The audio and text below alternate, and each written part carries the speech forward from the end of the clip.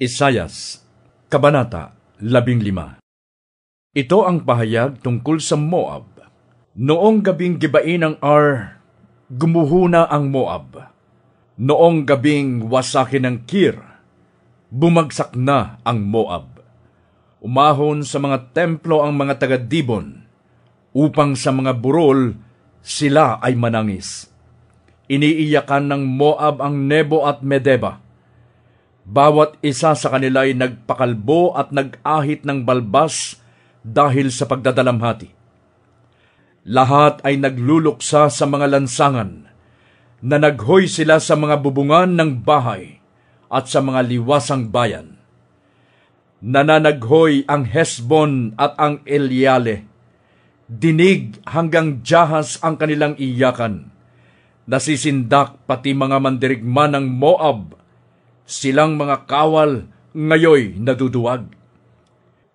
Nahahabag ako sa Moab.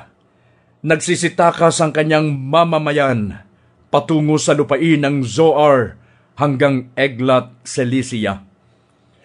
Lumuluha silang umahon sa gulod ng luhit, humahagulgol sa daang patungo sa Horonaim dahil sa kapahamakang kanilang sinapit.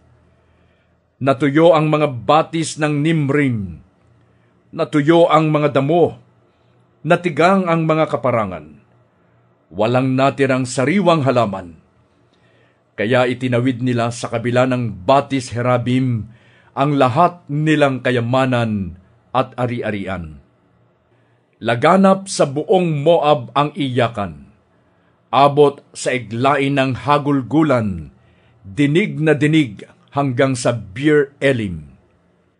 Pumula sa dugo ang mga batis ng Dibon, ngunit may iba pang sakunang inihanda ko para sa kanya. Papatayin ng leon ang lahat ng matitira sa Moab.